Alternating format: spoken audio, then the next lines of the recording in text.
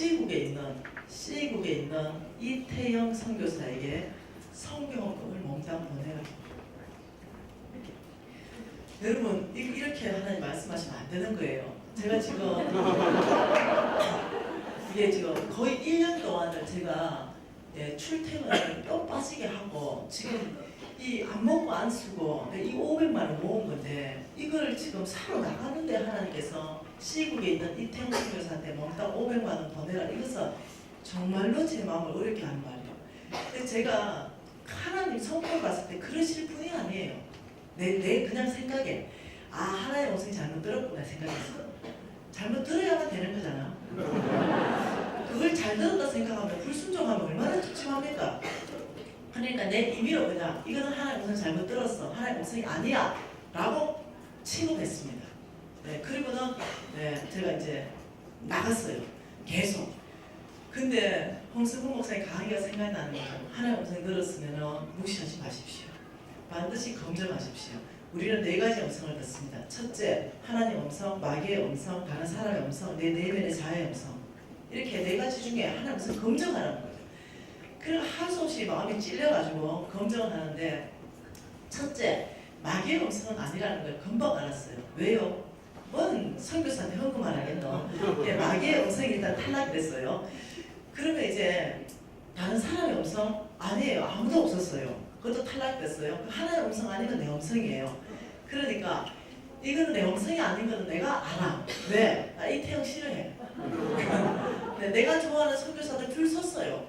근데 내가 이태영 선교사를 싫어하는 이유는 다른 게 아니라 우리 신랑이 병원에 근무하실 때 현금으로 캐시로 2천만 원씩 나한테 월급 받아준 사람이에요. 그런데 요 이태영 선교사가 못 이겨가지고 선교사 만들어놨어요. 그러니까 내가 싫은 거야. 이해되셨죠? 그래서 싫어했어요. 나는 월급 2천만 원 받아주는 사람이 좋은데 내가 먹여 살려야 되는 걸로 바뀐 거예요. 그래서 우리 신랑이 선교사가 우리 이태영 선교사한테 됐습니다. 지금은 무지 좋아합니다, 제가. 그래서 그때까지만 해도 철천지 예수입니다, 내가. 근데 내가 안 좋아하는 이 사람한테 선교연금 해라. 여러분 이거 누구 음성이겠어요? 여러분 싫어하고 안 좋아하는 사람한테 뭔가 선한 일을 해라고 무조건 하나의 음성인 줄 아세요? 아셨죠? 걱정 안 해도 하나의 음성이에요. 마귀가 뭘 그걸 하라겠어요? 그러니까 하나의 음성이라는 거 알겠는데 제가 그때 이렇게 말했습니다. 내가 하도 순종을 못하는 사람이어서, 하나님, 주님이 말씀하시면 저는 즉시 온전히 기쁘게 순종하겠습니다. 이게 저의 그냥 슬로건이었습니다. 그래서 날마다 주님이 말씀하시면 즉시 온전히 기쁘게 순종하자. 이걸 아예 그냥 제 머리에 새겼습니다. 근데 막상 주님이 말씀하시니까요, 자, 어렵더만요. 그래서 주님 말씀하셔서 순종하게 순종했는데 즉시 온전히 기쁘게 아니라 즉시 온전히 억지로 이렇게 되는 거예요. 근데 정말 억지로 이제 내 자아의 마음과 상관없이 정말 억지로 500만 원을 이태영 선교사님한테 선교연금을 몽땅 보냅니다. 그때 저희 전 재산이었습니다. 그리고 나니까 너무 마음이 허탈하고, 예수 믿는 거 이거 어렵다, 믿음으로 사는 거 괜히 산다 했나, 별 생각 별거리 500만 원 가지고요. 500만 원 가지고 별거리 생각이 다 나면서 이번 대법으로 나와가지고 안경김에 출근했습니다. 있는데 우리 부장님이 이러는 거죠. 아이고 사장님 왜 입이 그래 대빨 나왔어요. 내 건들지 마라, 오늘 그런 일이 있다. 이제 이만저만 하고 있는데 이제 점심시간 좀 되는데 갑자기 이런 생각이 드는 거죠. 잘한다, 이런 생각. 네가 무엇을 결정하면 그 결정하는 대로 이루어질 거야. 갑자기 막 성경 말씀 막 네가 불평 불만을 결정하면 불평 불만이 더 일어나게 될 것이고, 네가 감사를 결정하면 감사가 너한테 일어난다는 거 네 성경에서는 모르냐. 갑자기 이런 생각이 막 드는 거죠. 그래 어차피 돈은 날아갔고 감사하게 결정해야 되겠다, 이제 이런 생각이 들었어요. 그래서 그냥 주님 감사합니다. 왜? 전재산 한번 헌금해봤잖아. 여러분 해봤어요? 내는 전재산 해본 사람이에요. 전재산. 그게 지금 전재산 하라고 내가 얼마나 어렵겠노 지금. 근데 그때 전재산을 하나님이 헌금하래가 전재산을 헌금하고, 그래 내가 전재산을 하나님 앞에 한번 드려봤다. 그래 이걸로 만족하지 주님 감사합니다. 이러면은 그래 다시 1년 동안 50만 원씩 열심히 저축하는 거야. 이렇게 하고 털어버렸어요. 난 툭툭 털었습니다. 그리고 밥 먹으러 가자. 밥 먹으러 가는데 내 친구가 그때 강남에 살았어요. 내 강남 친구가 미진아, 니 어차피 강남 돌아가 집에 가야 되니까 니 오늘 우리 집에 좀 들러라. 내가 맛있는 거 사줄게. 뭐 사줄 건데? 니 누구는 어디 일식집 알지? 내 옛날 잘 나갈 때 많이 가봤지. 거기 중에 신메뉴가 1인분에 20만 원짜리 나왔다. 그거 사줄게. 여러분. 그래서 내가 하나님 오늘 요즘에 이벤트는 해줘야 되는 거예요. 그래서 내가 네 고맙습니다. 이러고 제가 이제 강남에 떨어졌습니다. 이게 이제 오래전 얘기죠. 예. 강남에 떨어져가 그 친구 집에 갔는데 친구가 이제 이 밥집에 가면서 차고 문을 열었는데 여러분 저 수입차가 갑자기 우리나라에 많아진 게 5년밖에 안 돼요. 근데 나는 이 얘기가 지금 10수년 전 얘기예요. 수입차가 거의 없을 때 얘기예요. 근데 내 친구가 이렇게 차고 문을 열었는데 비닐도 안 벗겨진 도요다가 있는 거예요. 그것도 1억보다 훨씬 넘는 거. 도요다 중에 제일 비싼 도요다가 있는 거예요. 내가 살았던 여자니까 알잖아요. 나도 수입차 탄 여자니까. 그리고 색깔 좋다. 차 뽑았나 이러니까 미진아 이게 오늘 도착했다. 네 한번 태워주고 싶어서 불렀대. 그래서 내가 안 태워도 잘 나가겠다. 네가 운전해라. 벌써 막 빈정이 상했어요. 왜냐? 오늘 나 500만 다 틀렸거든요. 얘는 차 뽑았어요. 근데 내가 더 잘 살았고 얘가 더 못 살았어요. 그리고 신앙도 내가 더 좋았어요. 얘가 안 좋았고 진짜예요 진짜. 네. 그러니까 옆에 타려고 갔는데 보니까 또 차 한 대가 있는 거예요. 그 보니까 까만색 세단 그랜저예요. 그래서 그 옆에 이렇게 또 보니 또 차 한 대 또 있는 거예요. 그래 내가 자꾸 이렇게 보니까 아 미진아 빨리 타라. 그 옆에 거는 내가 시장 갈 때 타는 차다. 여러분 진짜 이게 빈정상하네요. 그래서 내가 그때까지 인격이 고매하지가 못했어요. 빈정이 상해서 하나님 뭐야 진짜. 뭐 이 꼴을 꼭 오늘 보게 해야 돼. 내 돈 500 다 들어가시더니 짜증나. 이런 생각 갑자기 드는 거죠. 그래서 갑자기 밥 먹고 싶은 생각이 없는 거죠. 누구한테 하나님한테 화가 나고 빈정상해가지고. 그리고 얘가 나보다 못 살았는데 이 꼴을 보니까 박하고 마주 앉아서 밥 먹고 싶지가 않아. 그래서 내가 다음에 먹자. 그러니까 갑자기 왜 그래? 다음에 먹자. 아니 또 갑자기 왜 그래? 성질하고 아니 다음에 먹자. 그래서 갔어요. 그러니까 아니 미진아 된다고. 이러니까 하나님한테 빈정이 상한 거예요. 미진아 된다고 다음에 먹자고 그냥 가면서 그냥 김밥 한 줄 먹는다고. 이러니까 얘가 이제 내 성깔을 하니까 저 성깔 죽지도 않는 성깔 봐라. 야 미진아 왜? 하나님이 네 밥 사주라 해가지고 불렀지 내가 어디 그냥 부른 줄 아냐? 새벽기도 갔는데 너 불러가 밥 사주라 그랬다. 어찌 하거나. 야 하나님 밥 먹으라는데 내가 꼭 먹어야 되나 다음에 먹는다 그러나. 그게 뭐를 먹어야 된다 했다니까. 됐어 하나님한테 얘기하라고 다음에 먹는다 한다고 미진이가. 그러니까 미진아 하나님 두 가지 말했다니까. 뭔데? 야 너 불러가지고 밥 먹이고 이 차 세대 중에 한 대 주란다. 그러니까 야 그걸 빨리 말하지. 밥 먹으면서 말하려고 그랬지. 얼마나 감사한지. 여러분 오늘 미신이 친구입니다. 하나님이 세대 중에 아무거나 한 대 주라고 그랬어요. 자 정지 가세요 정지. 자 나 오늘 미신이 친구인데 자 나는 저 시장 가는 차 준다. 손도 좀 들어봐. 자 3명 4명 5명. 자 나는 중간급 그랜저. 나는 줄 수 있다. 중간급 그랜저. 나는 오늘 뽑은 도요타 줄 수 있다. 진짜예요? 나는 솔직하게 시장 가는 차 준다. 나 솔직하게 내가 미진이 친구면 난 솔직하게 시장 가. 그래서 내가 이랬어요. 근데 친구가 빨리 말하지. 그러니까 손 펴봐라. 차 한 대 줄게. 이러니까 난 당연히 시장 가는 차. 그것만 해도 소나타급이요. 그래 내가 손을 딱 폈어요. 근데 내 친구가 차 키를 하나 딱 얹어주는데 딱 보는데 깜짝 놀란 거야. 도요타 키. 근데 여러분 기뻐야 되잖아요.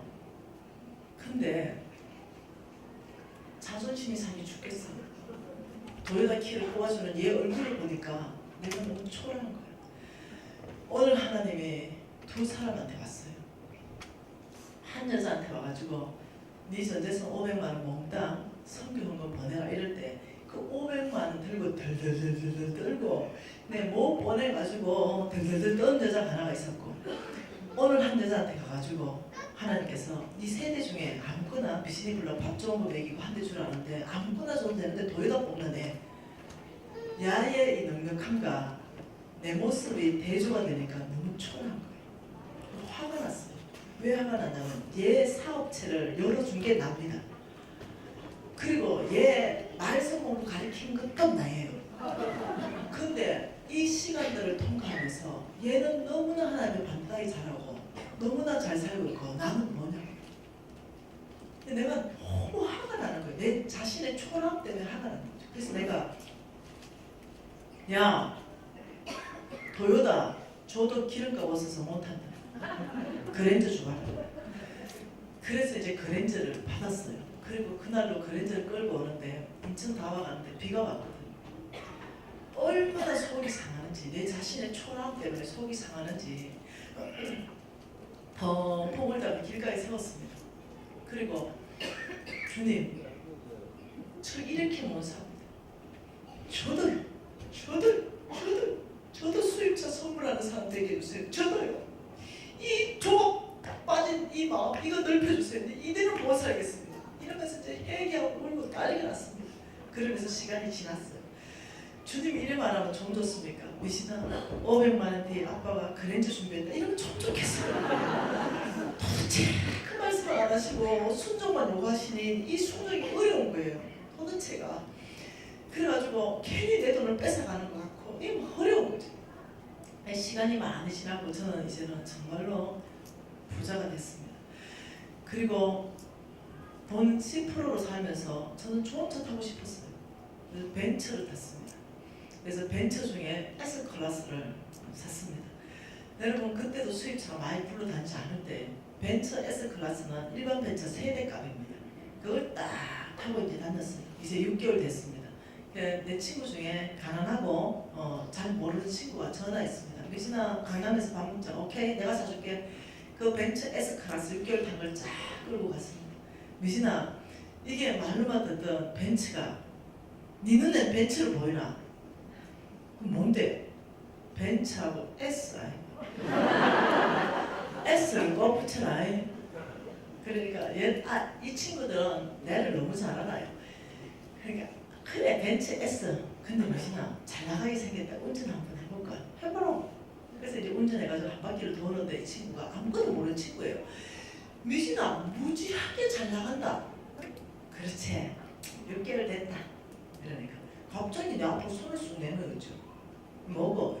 미진아 이 벤츠 S 나한테 선물 주라. 6개월 됐어요. 내가 속으로 너희 집 전세 뽑아도 이거 못 산다. 얘 정신없죠? 내가 갑자기 그 말 하는데 놀랍게 내 머리에 내리로 지나가는 말씀 한 구절이 있습니다. 내가 강의했던 내용들이 지나가는 거죠. 내가 막 열광을 토했죠. 여러분 세상의 나라는 사고 파는 나라요. 하나님의 나라는 주고받는 나라입니다. 그게 몇 살부터 나라? 그 하나님 떠서 벌써 결정됐죠. 그래서 내가 하나님이 얘한테 선물 주고 싶다는 걸 눈치를 챘어. 그리고 내가 이제는 갈등하지 않았죠. 그리고 벤츠키를 그 자리에서 뺐습니다. 손피 봐라 하고 벤츠키를 딱 얹어줘. 지금 이 순간부터 이거 네 거다. 내가 또 박수 친다. 애가 마음이 넓어졌잖아. 애가 믿음으로 살면서 애가 마음이 넓어졌잖아. 그래서 변하잖아요. 그러면서 하나님께서 지금은 또 다른 차를 주셨는데 하나님께서 그냥 선물로 그냥 다른 사람들 통해서 저한테 폭스바겐을 주셨어요. 근데 제가 타고 있는 차도 폭스바겐이에요 이미. 그래서 한 대도 폭스바겐이 와가지고요. 내가 받은 거 바로 다른 사람한테 또 한 대면 충분하다고 선물 줬어요. 하나님의 나라는요 참 풍성한 나라입니다. 넘치는 나라예요. 사고 파는 것이 아니라 주고받는 나라입니다. 여러분 믿음으로 정말 사는 데 있어서 우리가 목숨 한번 걸어볼 만한가? 걸어볼 만합니다. 왜? 그분은 전능자이십니다. 네, 그분은 신실하시고 그분은 사랑이 많으시며 우리에게 가장 최선의 것을 주시는 것은 오직 하나님 한 분밖에 없습니다. 그러니 우리는 믿음으로 사는 거 목숨 한번 걸어볼 만하다는 거죠. 저는 믿음으로 사는 것에 있어서 간증할 것이 이것 말고도 어마어마하게 많은 거죠. 네. 시간만 있다면 다 해드리고 싶어요. 오늘 진도 나가고 내일도 해드리고. 네. 여러분 믿음으로 사는 거 도전됩니까? 네. 저는 믿음으로 사는 거에 있어서요 목숨을 드렸습니다. 아버지 제가 믿음으로 사는데 제 목숨을 드리겠습니다. 네. 저 목숨값 한번 바꿔버렸어요 아예. 왜? 네. 그분한테 그럴 만한 가치가 있죠. 자, 하나님께서 이렇게 말했습니다. 오늘 이 기반을 한번 봐보십시다. 자, 네, 지금 중요한 강의입니다. 자, 하나님께서 온 땅을 만드셨죠. 그리고 성빈들을 보냈습니다. 그리고 성부들을 부르신다고 했습니다. 그리고 성부들의 창고를 가득 채운다고 말씀하셨고 정말로 이 창고들을 넘친다고 하나님은 성경에서 말씀하고 있습니다. 그리고 이 넘치는 것 이것을 성빈들한테 줘서 하나님 나라를 이루어가라고 말씀하셨어요. 그런데 하나님이 이 성부되는 조건을 뭐라고 하셨냐면 너희들이 성부되려면 첫째는 만몬을 너희 삶 안에서 정말로 제거시켜야 된다라고 말씀하시고 두 번째는 하나님이 너희들이 성부로 살려면 속부의 삶을 청산하라고 말씀하셨습니다. 뭐라고요? 속부. 이 속부의 삶이 있다는 거죠. 이것을 너희들이 정말로 청산하라 이렇게 말했다는 거예요. 성부와 반대되는 세상에 속해있는 부자의 삶이라는 거죠. 우리는 부자가 되더라도 하늘나라의 부자가 돼야 되지 세상의 부자는 되지 말라는 거예요. 세상에 속해있는 이 부자, 이 속부가 뭔지 한번 보고 싶습니다. 질문할게요. 자, 성비는 부르심입니다. 부르심. 아무나 되고 싶다면 못 됩니다. 이 성비는 하나님께서 당신이 그냥 딱 찍어서 너 이리 와. 한 주의 종이야. 이렇게 해서 다 성비됩니다. 이거는 내가 하고 싶다 하는 게 아니에요. 그런데 자 성부는 그러면 하나님께서 너 성부, 너 성부, 너 성부 이런 식으로 딱 찍어 불러서 하는 축복하는가 그게 아니라는 거예요. 성부는 나의 선택입니다. 뭐라고요? 나의 선택. 선택은 내가 성부를 선택할지 내가 속부를 선택할지 하나님이 그 선택의 순간을 주신다고 성경이 말하고 있습니다. 한번 보십시다. 누가복음입니다.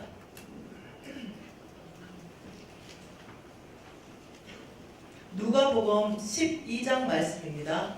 누가복음 12장 16절과 17절 두 절 말씀만 같이 한번 읽어보도록 할게요.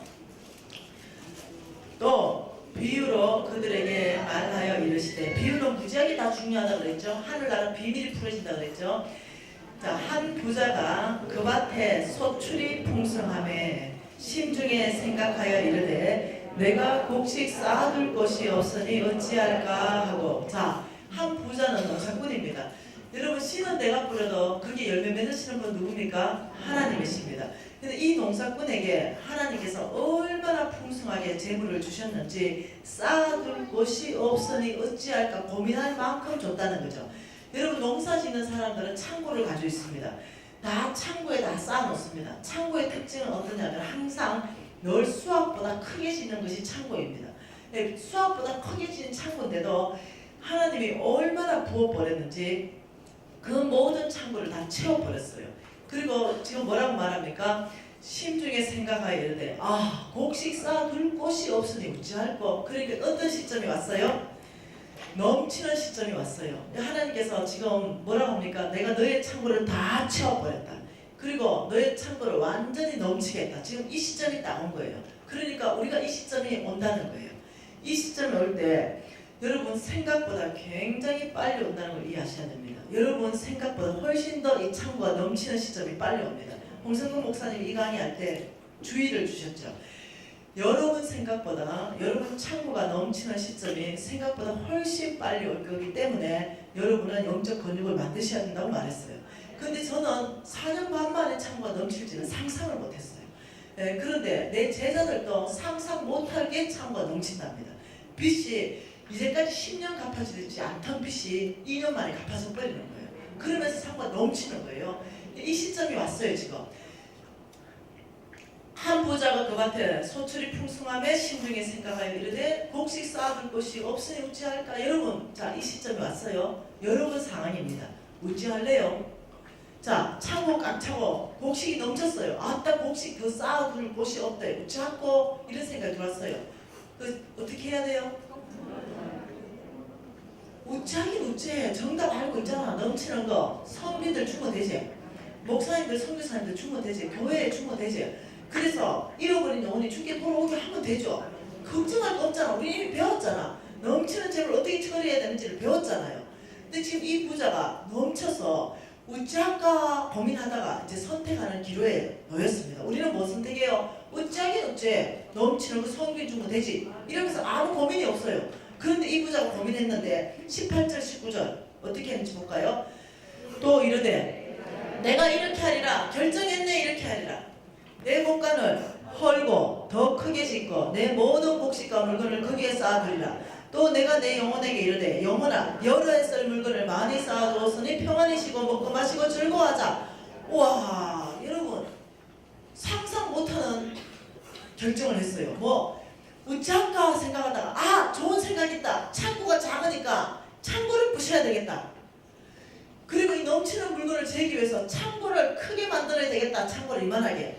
그리고 이 창고에다가 물건을 꽉 다 집어넣고 속으로 심중에 생각하여 이르되 여러 해 동안 내가 평안히 먹고 마시고 즐거워하면서 내가 살아야 되겠다. 이렇게 말했어요.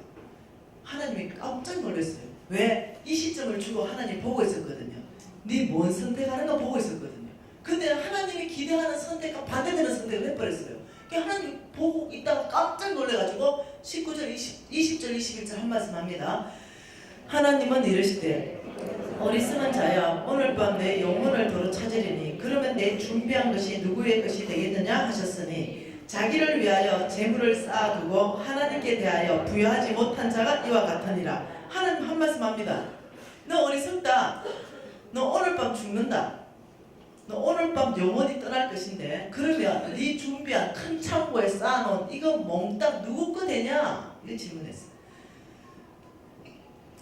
여러분 이 모습은 이거하고 똑같습니다. 하나님이 우리를 축복해서 10억 줬어요. 아파트 한 채 샀습니다. 하나님 또 10억 줬어요. 아파트 한 채 또 샀어요. 하나님 10억 또 줬어요. 아파트 한 채 또 사요. 하나님 네 아파트 세 채 왜 샀냐 이러니까 하나는 내 아빠 하나는 자식들요. 아들 큰아들 하나 작은 아들 하나요. 그 아파트 하나 줬더니 또 아파트 사가지고 뭐 할 건데 이거는 딸 거 아닙니까? 또 아파트 하나 또 샀어. 네 뭐 할 건데 이거 노후 대책입니다. 그런 거예요. 하나님 아파트 5채 사는 걸 다 보면서 아주 기가 막혀가지고 이렇게 말했어요. 오늘 밤 네 죽으면 그거 누구 되냐? 이렇게 한번 물어봤어요. 그 아파트 5채 누구 되냐? 이렇게 하면서 자기를 위하여 재물은 쌓아두고 하나님께 대하여 부여하지 못한 자의 삶을 네가 사는구나 이렇게 말했어요. 속부에 대한 정의를 성경에서 말하는데 그 첫 번째가 뭐냐면 자기에게는 부여하고 하나님께는 인색한 거. 이걸 지금 뭐라고 말하냐면 속부다 이렇게 말하는 거예요. 그래서 이 사람이 뭐냐면 자기만 먹으려고 이 넘치는 거 하나님 주라니까 인색하게 이거 안 주고 큰 거 다 지어가 자기 혼자 몽땅 먹으려니까 하나님이 너 참 속부구나 이러면서 하나님이 너 죽는다면 아파트 3채 그거 누구 거 되니? 이 질문한 거 똑같아요. 박권사 대답해봐. 여기 박권사님 있으면 대답해봐. 누구 거 되는지. 네? 없어? 박권사 없어? 그럼 여러분 대답 한번 해봐. 이거 누구 거 돼요? 거짓말하는 사람 누구야? 하나님 거라고. 그래.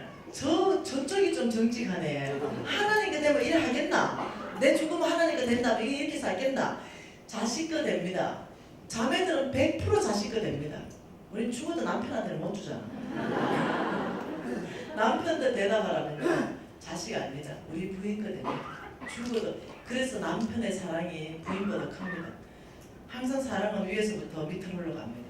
그래서 부인 머리에 남편을 두신 걸 여러분 이해하셔야 됩니다. 여자의 사랑이 크지 않아요. 남편의 사랑이 큽니다. 여자들은요, 다른 여자한테 그거 재산 가까워 못 주고 가요. 우리 사회 하는 애가 했지. 자식 거 보통 됩니다. 이게 정답이죠. 자식 거 되거나 그건 법적 상속인 거. 우리 부인 거 됩니다. 우리 남편 거 됩니다. 혹시 우리 자식 거 될 겁니다. 이렇게 대답할 거예요. 그게 되면은 우리 당장 죽어줄 수 있잖아. 아까울 거 하나도 없잖아. 뼈 빠지게 안 먹고 안 쓰고 모았는데 자식이 다 가져가면 지금 죽어도 무슨 여한이 있겠어. 근데 자식 거 되면 이 질문을 했겠어요? 한번 보십시다. 말씀 안에서부터 욥기서 보십시다. 이런 사람을 하나님이 그 재물을 어떻게 처리해버리는지 한번 보십시다. 욥기서 27장입니다. 27장 13절 한 절 말씀 읽을게요. 같이 읽어봅시다. 악인이 하나님께 얻은 분기, 포악자가 전능자에게 받은 산업은 이것이다. 여러분 성경에서요, 돈에 관련돼서 악인이라고 말할 때는요, 몽땅 속부라고 바꿔 읽어도 절대로 성경적 의미에 손상이 없습니다. 속부가 하나님께 얻은 분깃이 있고, 속부가 전능자에게 받은 산업, 그 결과, 속부의 결과는 이것이다. 14절, 15절, 16절, 17절이 속부의 결과다. 같이 읽을게요. 그의 자손은 번성하여도 칼을 위함이요, 그의 후손은 음식물로 배부르지 못할 것이며, 그 남은 자들은 죽음의 병이 들 때 묻히리니 그들의 가부들이 울지 못할 것이며, 그가 비록 은을 티끌같이 샀고 의복을 진흙같이 준비할지라도 그가 준비한 것은 의인이 입을 것이요, 그의 은은 죄 없는 자가 차지할 것이다. 너의 그 아파트 세 채, 그것으로 너의 자손이 절대로 배부르지 못할 것이다. 그가 속부가 비록 은, 보석을 티끌같이 준비하고 의복을 진흙같이 준비했다 하더라도 속부가 준비한 것은 누구한테 주겠다? 놀랍죠. 하나님이 지금 속부의 재물을 누구한테 준대요? 의인에게 줄 것이다. 하나님 이렇게 말해요. 여러분, 자, 다른 구절로 보면 조금 더 이해가 됩니다. 미가서 말씀으로 보십시다. 요나서 다음입니다. 미가서 6장 말씀 보십시다. 미가서 6장 10절, 11절, 12절 석절 읽을게요. 자, 악인의 집에, 미가서입니다. 요나서 다음에 있어요. 악인의 집에 아직 불의한 재물이 있느냐, 축소시킨 가증한 에바가 있느냐, 내가 만일 부정한 저울을 썼거나 주머니에 거짓 저울추를 두었으면 깨끗하겠느냐. 그 부자들은 누구요? 속부 말입니다. 악인 말이에요. 그 부자들은 강포가 가득하고 그 주민들은 거짓말을 하니 그 혀가 입에서 거짓되도다. 자, 속부에 대해서 그 부자라고 말하고 악인이라고 말하는데, 속부의 특징이 뭐냐면 불의한 재물을 모은다. 그리고 이게 뭐냐면 부정직한 재물이라는 거예요. 가증한 에바를 쓴다. 대사이즈를 속인다. 그 부정한 저울추를 쓴다. 거짓 저울추를 쓰고 입에는 거짓말을 하면서까지도 돈을 위해서 그 일을 한다는 거죠. 속부는 특징이 있다는 거죠. 두 번째 특징이 뭐냐면요, 부정직하다는 거. 부정직. 돈에 대해서, 돈만을 위해서 양심을 파는 거 아무렇지도 않다는 거죠. 이거 제 간접으로 얘기했죠. 그건 제가 속부였다는 거예요. 이 부정직한 방법으로 돈을 모아서 부자가 된 사람, 이런 사람, 부정직한 삶을 사는 사람, 이 속부라는 거죠. 이 두 가지가 성경의 기반의 속부입니다. 자, 이런 사람들에 대해서 하나님께서 결과를 13절, 14절, 15절은 그 사람들의 결과다 이렇게 말합니다. 이래서 악인임으로 그러함으로 하나님이 어떻게 처리하는가 보세요. 그러므로 나도 너를 쳐서 병들게 하였으며 내 죄로 말미암아 너를 황폐하게 하였나니 내가 먹어도 배부르지 못하고 항상 속이 빌 것이며 내가 감추어도 보존되지 못하겠고 보존된 것은 내가 칼에 붙일 것이며 내가 씨를 뿌려도 추수하지 못할 것이며 감람 열매를 밟아도 기름을 내 몸에 바르지 못할 것이며 포도를 밟아도 술을 마시지 못하리라. 여러분 오늘 심각하게 좀 봐야 됩니다. 그러므로 속부의 결과를 말합니다. 속부의 결과. 그러므로 너희들이 자기에게는 부유하게 살고 하나님께는 인색하고 너희들이 부정직한 방법으로 돈을 모으고 이러므로 너희들에게 결과를 주는데 그 첫 번째가 뭐냐면 병을 보낼 것이다. 두 번째는 너희들이 뭐라요? 너희들이 감춰놔도 칼에 붙여서 다 없애버릴 것이다. 씨 뿌려도 추수하지 못하게 하고 감람열매를 밟아도 기름 못 바르게 할 것이고 포도를 밟아도 술 못 마신다. 네가 아무리 감춰도 보존된 것은 칼에 붙여버린다. 다시 말하면 재물을 끝내버릴 거다. 너의 모든 재물, 재산을 내가 완전히 끝내버린다. 이 두 가지가 너의 결과다. 그러므로 내가 이런 결과를 너에게 주겠다. 이렇게 말했어요. 여러분 굉장히 무섭죠. 하나님이 그러면서 이유를 설명합니다. 내가 왜 이렇게까지 해야 되는가 그 이유를 16절을 설명합니다. 같이 읽어볼게요. 너희가 오므리의 율례와 아합의 집의 모든 예법을 지키고 그들의 전통을 따르니 내가 너희를 황폐하게 하였다. 다시 말하면 황폐하게 한 이유를 말하죠. 너희가 오므리의 율례와 아합의 집의 모든 예법과 전통을 따라갔기 때문에 내가 너희를 황폐하게 했다. 아합의 아버지가 오므리입니다. 아합의 부인이 이사벨이에요. 이사벨이 섬겼던 신이 바알 신입니다. 그 바알의 원래 이름이 맘몬입니다. 다시 말하면 너희가 맘몬 신을 섬기기 때문에 맘몬 신을 따라가기 때문에 내가 너희들을 황폐하게 했다. 지금 이 말을 하는 거죠. 하나님이 성경에서 뭐라고 했어요? 하나님과 재물을 맘몬을 겸해서 섬기지 말라 그랬어요. 그러니 여러분 이해하셔야 되는 게 있어요. 성경을 읽을 때 이해되지 않을 때는 그게 패스워드 집어넣으라고 그랬죠. 자, 패스워드가 뭐라고요? 하나님은 사랑이시다.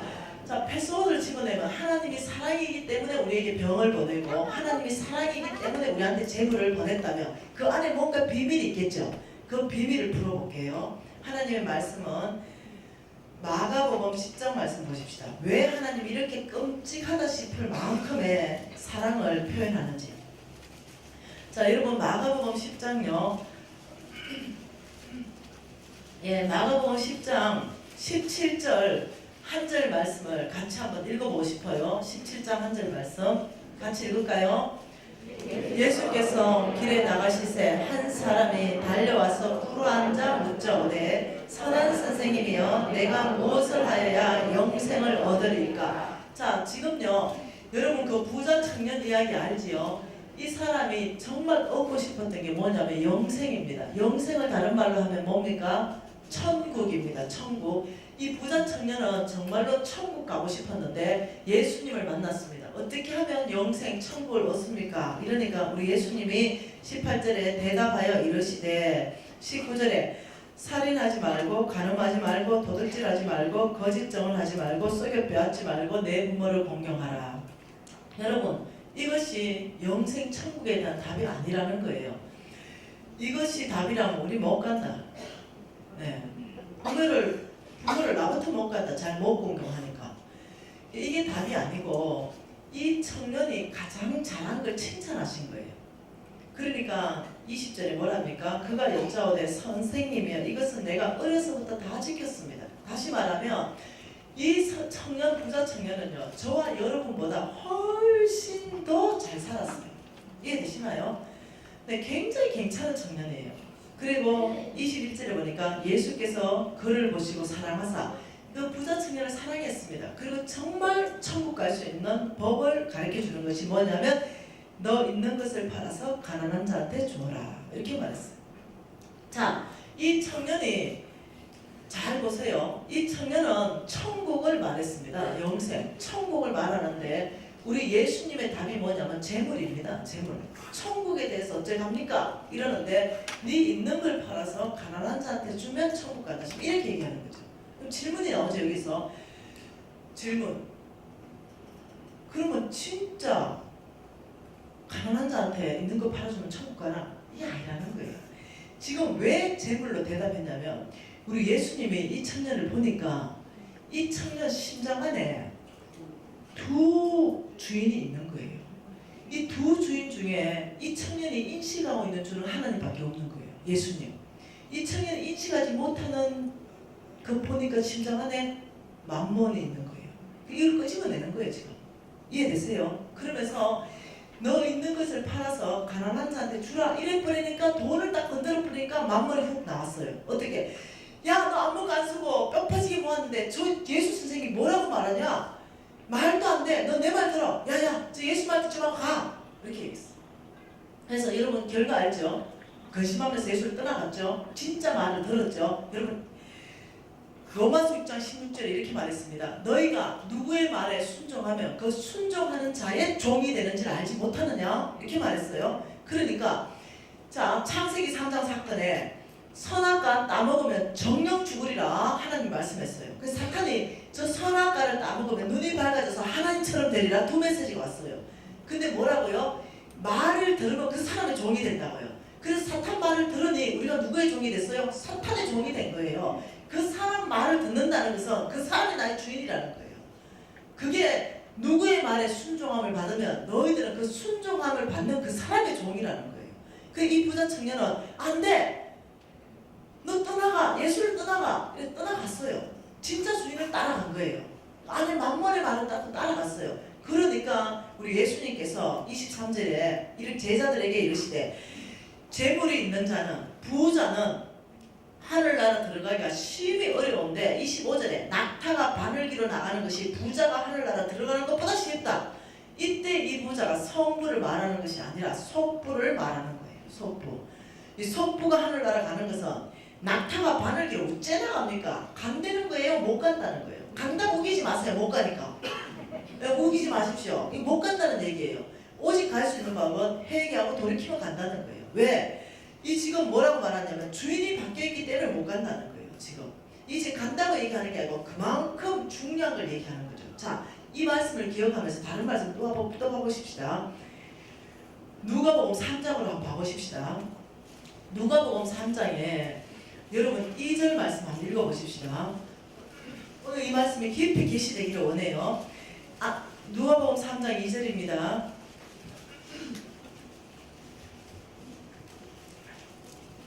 안나스와 가야바가 대제사장으로 있을 때에 하나님의 말씀이 빈들에서 사가랴의 아들 요한에게 임한지라. 자, 잘 보세요. 빈들에서 세례 요한에게 뭐가 푹 임했어요. 뭐가 임했어요? 하나님의 말씀이 임했어요. 그래서 세례 요한을 장악했어요. 누가요? 하나님이요. 하나님이 세례 요한을 잡았습니다. 왜요? 네, 우리는 육신에 있잖아요. 우리 귀에 하나님의 메시지를 들려주고 싶은데 그 메시지를 들려주려니까 지금의 통로 세례 요한을 잡아서 세례 요한의 입을 쓰시겠다는 거예요. 하나님이. 근데 지금은 저를 쓰시고 계시는 거죠. 여러분에게 메시지를 들려주고 계신 거죠. 그때 세례 요한을 장악했습니다. 하나님의 말씀이 세례 요한에게 임했어요. 근데 세례 요한에서 지금 입에서 나올 말씀은 누구 말씀이에요? 하나님의 말씀이에요. 그래서 세례 요한이 입만 빌려드린 거예요. 하나님께. 그러니까 하나님이 세례 요한을 통해서 하신 말씀이 주의 길을 준비하라. 그가 오실 길을 곱게 하라. 이러면서 나는 보고 싶은 거 7, 8절이에요. 하나님의 말씀 7, 8절 뭐예요? 요한이 세례를 받으러 나오는 무리에게 이르되 독사의 자식들아 누가 너희에게 일러 장차올 진노를 피하려고 하느냐 그러므로 회개에 합당한 열매를 맺어라 이랬어요. 자, 여기 보세요. 여기에 세례 요한입니다. 세례 요한이 있는데 여기에 놀랍게도 메시지를 전했어요. 지금 이 메시지가요, 놀랍게도 저와 여러분에게 하나님이 하시는 메시지예요.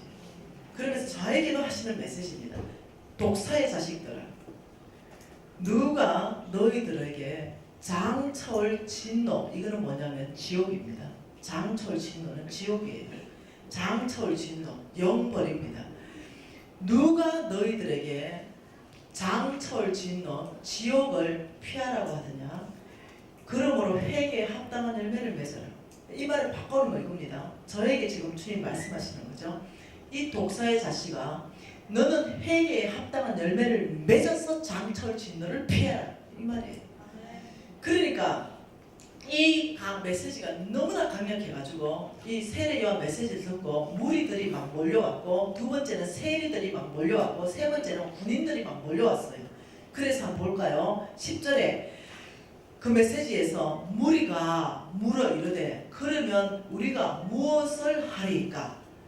무리가 이렇게 말했어요. 세례 요한 선생님, 그러면 우리가 어떤 회개에 합당한 열매를 맺어야 장차올 진노를 피할 수 있습니까? 이렇게 질문했어요.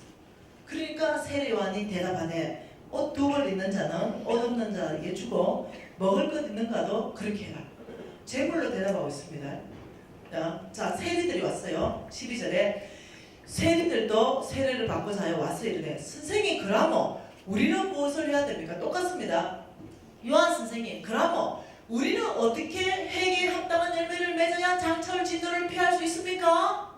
그러니까 뭐라 합니까? 부가된 것 외에 거두지 마라. 속부, 부정직한 삶 너 청산해라. 이렇게 말했어요.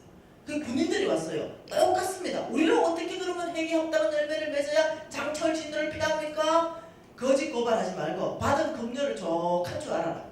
세례 요한 선생님도 천국을, 지옥을 얘기하는데 뭘로 얘기합니까? 재물요.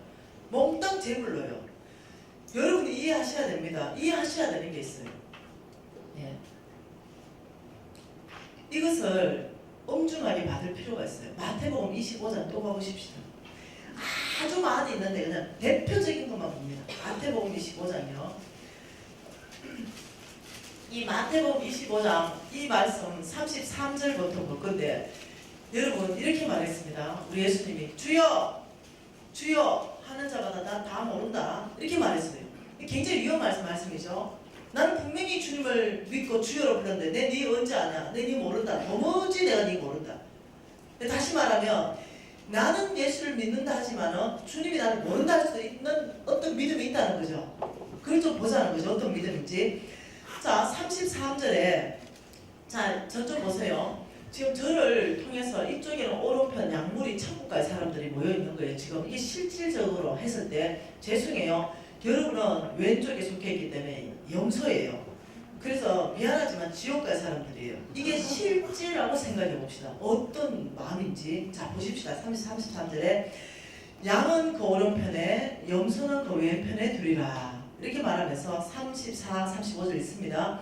그때 임금이 그 오른편에 있는 자들에게 이르시되 내 아버지들께 복받은 자들이야 나와 창세로부터 너희를 위하여 예비된 나라를 상속받아라. 창세로부터 너희를 위하여 예비된 나라를 상속받아라. 뭐예요? 천국을 너희들 상속받아라. 창세를 전부터 예비했다. 천국을 상속받아라. 이유를 내가 줄일 때 너희가 먹을 것을 주었고 내가 목마를 때 너희가 마시게 하였고 내가 나그네 되었을 때 너희들이 영접하였고 내가 헐벗었을 때 옷을 입혔고 병들었을 때 돌봤고 옥에 갇혔을 때 너희들이 와봤다. 이게 이 오른편 사람들 의인들이 아니요 우리 그래 한 기억이 없는데요. 그러니까 40절에 뭐라 합니까? 지극히 작은 자에게 한 것이 나에게 한 거란다 이렇게 했어요. 자 그러면서 왼편을 바라봤어요. 그러면서 하신 말씀이 뭡니까? 왼편에 있는 자들에게 이르시되 저주를 받은 자들이야 나를 떠나 마귀와 그 사자들을 위하여 예비된 영원한 불에 들어가라. 우리가 지금 왼편에 속해 있다 쳐보십시다. 지옥 가라 그랬어요. 그러니까 뭐래요? 이유를 내가 줄일 때 내가 목마를 때 내가 나그네 되었을 때 헐벗었을 때 병들었을 때 너희들이 안 돌봤기 때문이라는 걸 이유를 말합니다. 그러면서 우리 그런 기억 없는데요 이러니까 45절에 작은 자에게 안 한 것이 나에게 안 한 거다. 다시 말하면 몽땅을 뭘로 말하냐면 재물입니다. 재물 몽땅. 누가 주인이냐 지금 이 말입니다. 이해되시나요? 오직하면 요한 웨슬리는 그랬을까요? 예, 회심하고 안 한 거를 뭘로 기준할 건가? 지갑에 회개가 있는가 없는가? 이게 기준이라고 했어요. 여러분 예수 믿으면 천국 갑니까? 예수 믿으면 천국 가요? 예, 맞습니다. 천국은 다른 방법으로 갈 수가 없습니다. 오직 주 예수를 믿음으로 가는데 우리가 생각하는 그 믿음과 하나님의 요청하는 믿음이 다를 수 있다고 생각이 들지 않습니까? 왜요? 믿었다고 생각하고 주여 불렀는데 내 네 모른다 이러시기 때문에. 그래서 여러분 이 믿음과 재물이 굉장히 밀접한 관계가 있다는 걸 이해하시기 시작해야 돼요. 근데 이 말은 이게 아닙니다. 착한 일하고 가난한 자 돌보고 옥에 가보면 천국 간다 이 말이 아니에요. 너희들의 주인이 누구냐 지금 이 말입니다. 너희들의 주인이 재물이라면 너희가 오므리 율례와 아합의 집의 모든 예법과 전통을 따라가면 내가 너희들을 황폐하게 할 거다. 두 가지로 병을 보낼 것이고 너희들의 모든 재물을 끝낼 것이다. 왜? 만물을 따라가면 지옥 가요. 왜? 믿음이 없는 삶이기 때문에. 입으로만 주여 하지만 내 실질적으로 네가 믿음이 있다면 여러분 노마스만 강조하지 마십시오. 야고보스가 있습니다. 너희가 믿음이 있다면 너는 그 믿음은 반드시 행위로 드러나게 돼 있다는 거예요. 믿는 게 믿음이라는 게 뭐예요? 하나님 말씀대로 살아내는 게 믿음이에요. 그냥 어떻게 하나님 말씀하고 아무 관계없는 세상 사람보다 더 세상 사람처럼 내가 모든 원칙을 세상적인 원칙을 살면서 교회 와서 주여 이렇게 한다는 거죠. 근데 주님이 내 네 모른다. 여러분 잘못하면 재산 날아간다니까요. 네. 왜 하나님 병 보내지 이해가 됩니까? 하나님 그는 사랑이시라. 이대로 두면은 믿음 없는 삶을 사는 거예요. 믿음 하나도 없는 세상 사람보다 더 세상적인 사람처럼 내가 살았잖아요. 부정직하면서 사기치면서 살았잖아요. 남 속이면서 살았잖아요. 그러면서 어떻게 해요? 처음에는 하나님 위해서 산다 했지만 더 점점점 나의 왕국, 나의 킹덤, 나의 목표, 나의 비전 이것을 위해서 사는 거예요. 하나님의 나라가 나를 통해 이루시는 관심도 없어. 이 땅에서 얼만큼 내가 부자로 살 것인가, 얼만큼 내가 빌딩을 소유할 것인가, 예, 재물 헌금하는 거 적당하게, 예, 눈치 안 보일 정도로 믿음의 생활을 찾아볼 수 없는데 나는 보신 사람을 알았어요. 나는 내 믿음의 사람으로 알았습니다. 그런데 하나님은 나를 보시니 속부 중에 속부요, 하나님을 섬기는 것이 아니라 오므리 율례와 아합의 집의 모든 예법과 전통을 따라가는 그 만물을 섬기는 삶을 사니 하나님이 저에게 두 가지를 보내셨어요. 그 첫 번째가 불치병을 보내셨습니다. 두 번째가 나의 재물을 완전히 끝냈어요. 그리고 나니까 여러분, 제가 만약 옛날처럼 잘났으면 저 이렇게 안 삽니다. 엉뚱한 짓 했겠지요. 정치권에 들어갔겠죠. 아니에요. 하나님이 그걸 끝내푸는 바람에 저는 주님께 돌아왔어요. 모든 사람이 날 버렸어요. 돈 없으니까 사람은 다 버리는데 우리 하나님만 두 팔 벌리고 나는 내가 너를 오래 기다렸다. 모든 사람들이 전화를 안 받아줬지만 내 주님 앞에 갔을 때 위로를 쏟아지게 받은 거예요. 그 앞에서. 주님은 그냥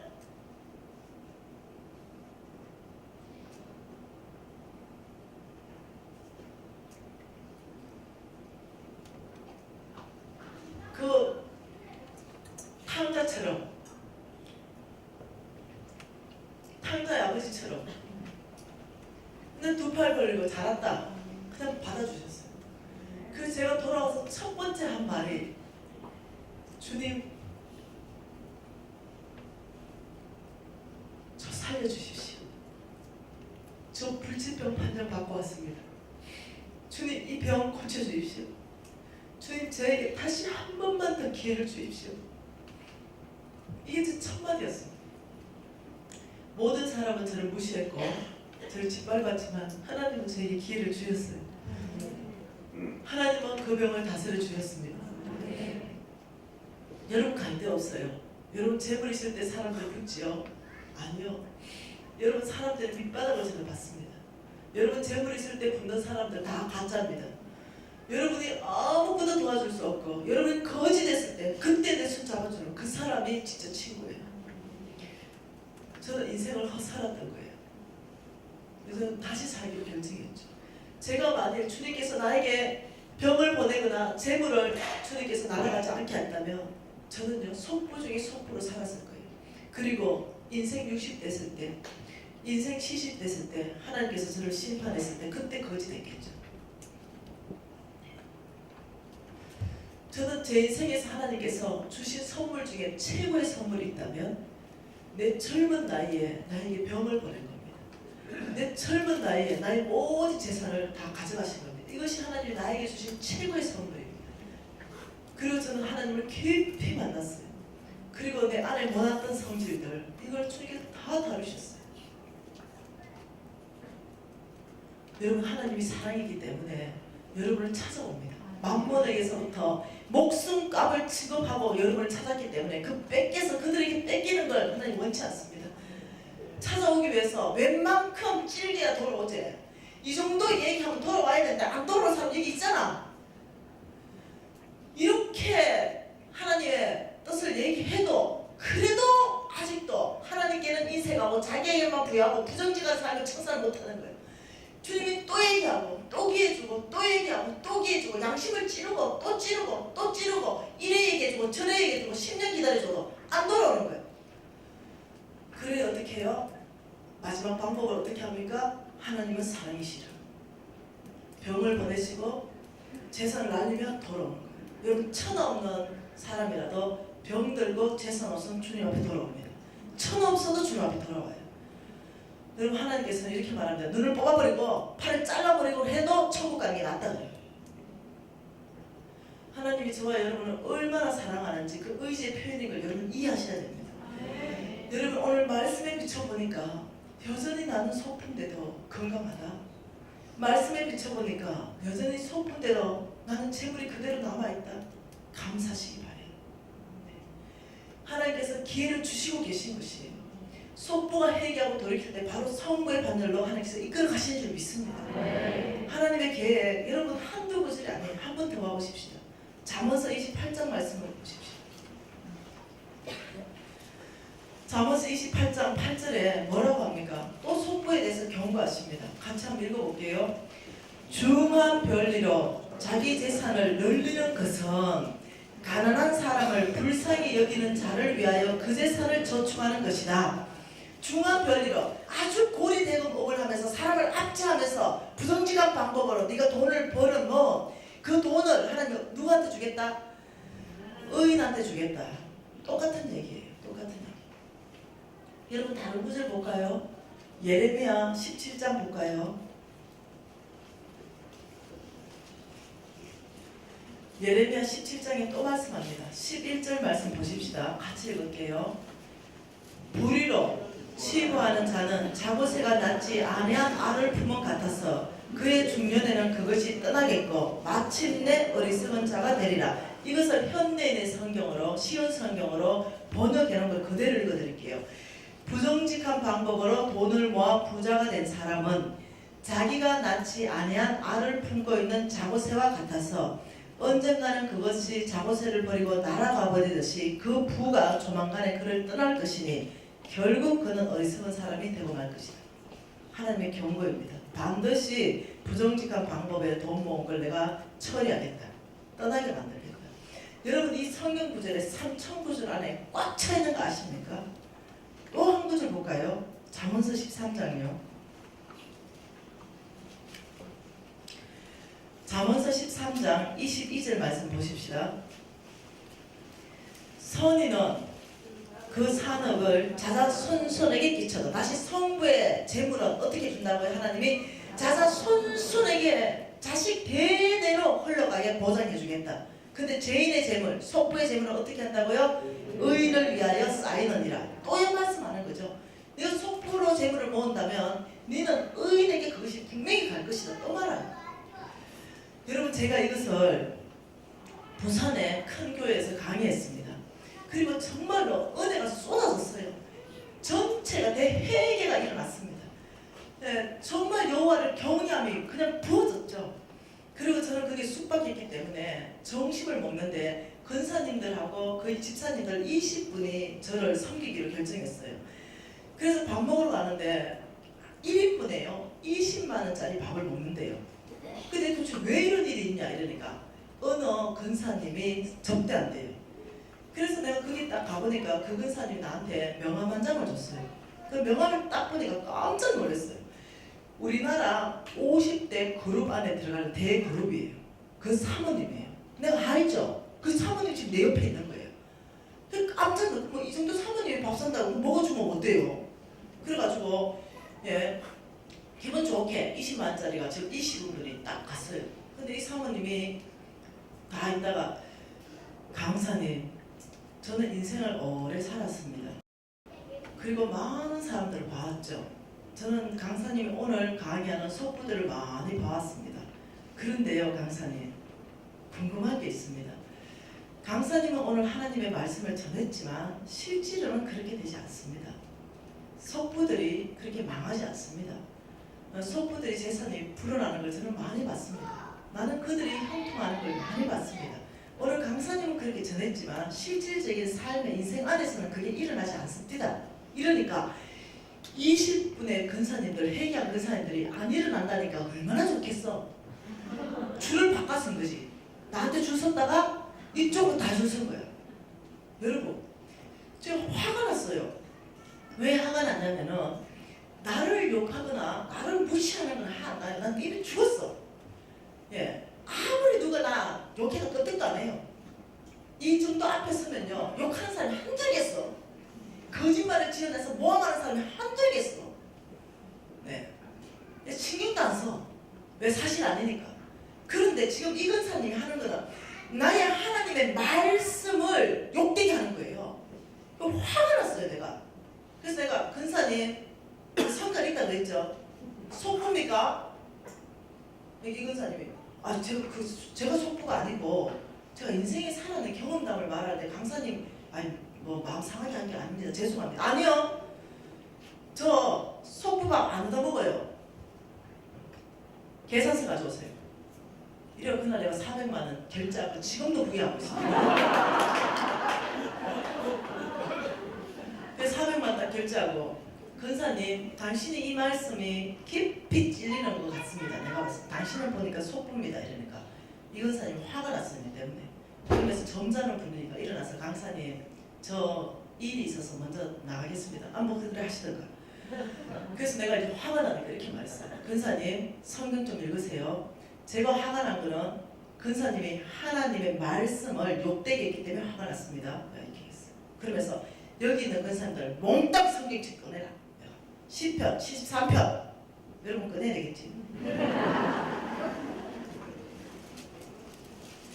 성경을 안 읽은 거예요. 성경.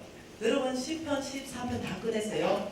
여러분 이 시편 14편은 다윗 시대에 쓰여진 시입니다.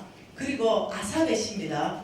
이 시편의 기자가 무엇 때문에 시험 들었냐면요. 왜 속부가 형통하고 이들은 왜 재산이 불어나는가 이것 때문에 시험 들었어요. 그 하나님 앞에 가서 고통을 울부짖는 시입니다. 이것이. 그래 보십시다. 2절과 3절과 4절 읽어볼게요. 나는 거의 넘어질 뻔하였고 나의 걸음이 미끄러질 뻔하였으니 이는 내가 악인의 형통함을 보고 오만한 자를 질투하였음이라. 그들은 죽을 때도 고통이 없고 그 힘은 강건하며 12절에요.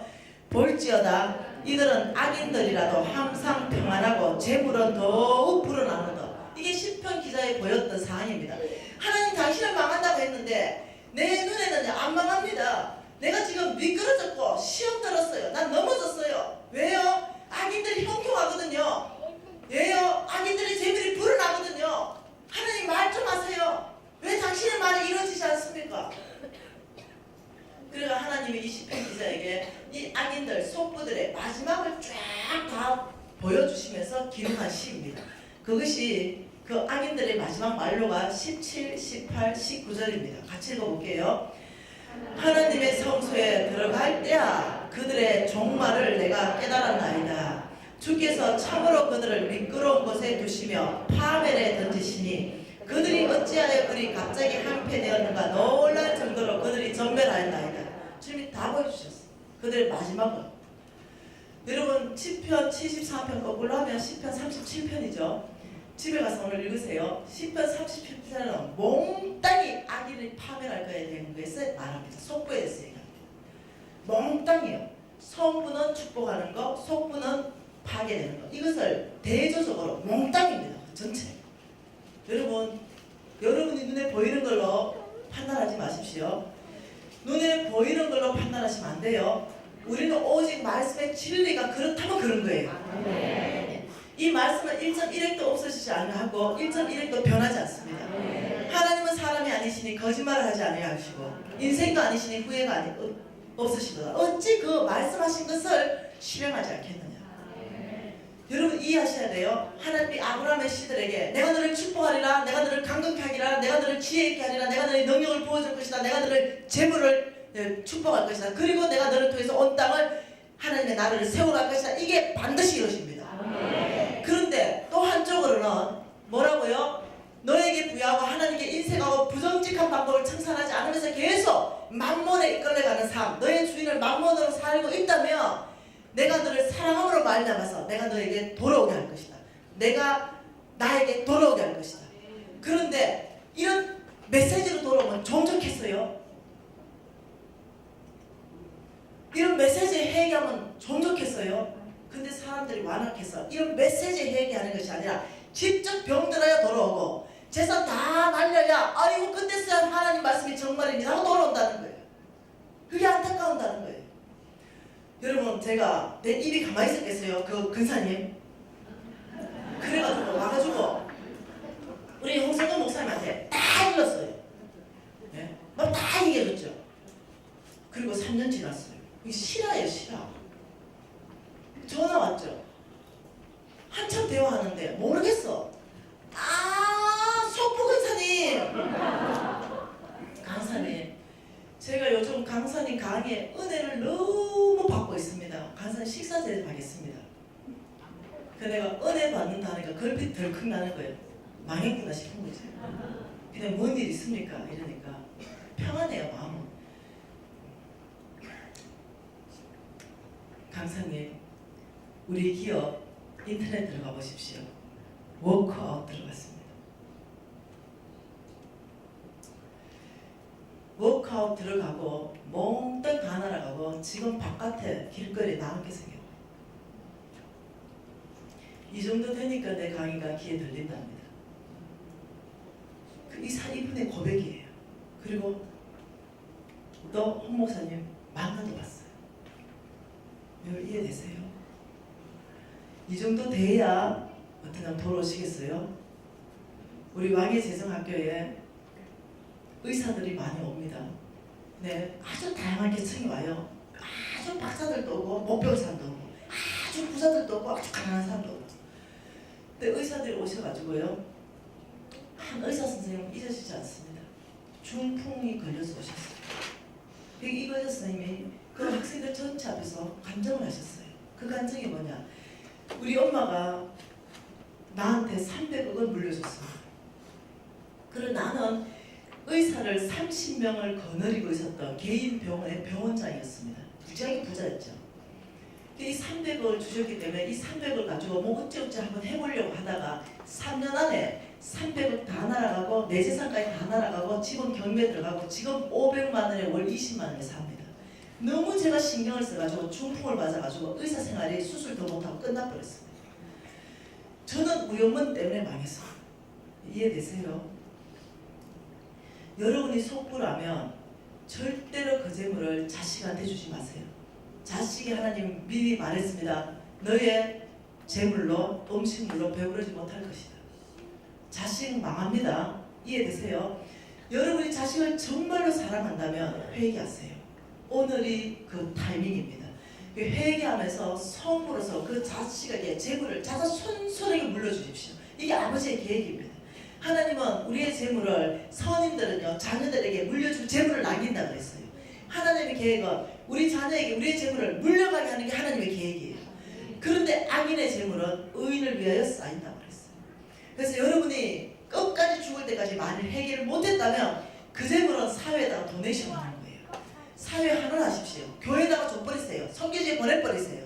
이것이 그 자녀를 살리는 길이라는 걸 깊이 이해하십시오. 여러분 오늘 이 메시지는요 두려운 메시지가 아니에요. 정죄하는 메시지가 아닙니다. 오늘 이 메시지는요 세컨 찬스의 메시지입니다. 오늘 이 메시지는 축제의 메시지예요. 왜? 나는 여전히 속보인데도 건강하지요. 재물 다 남아있지요. 그러니 이 메시지가 얼마나 나에게 이 축복이겠어요. 하나님한테 오히려 어떻게 해요? 하나님 감사합니다. 오늘 이 메시지로 주께서 아버지 저를 축복하셨습니다. 저는 오늘부터 더 이상 부정직하게 살지 않겠습니다. 저는 나만을 위해서 사는 것이 아니라 이제 하나님의 나라를 세우는 데 관심 갖겠습니다. 네, 여러분 하나님은 많은 돈을 요구하는 게 아니에요. 여러분 마음을 요구해요. 내가 1억 넣는 거 하고 우리 예수님이 동기를 보고 계셨어요.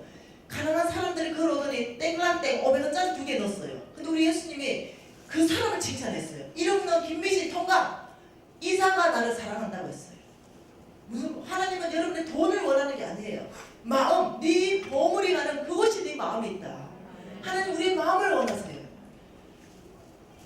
여러분 오늘 이 밤을 어느 분은 회개하겠지만 칙칙한 밤으로 만들지 마시고 오히려 축제의 밤으로 만드십시오. 오히려 감사의 밤으로 만드십시오.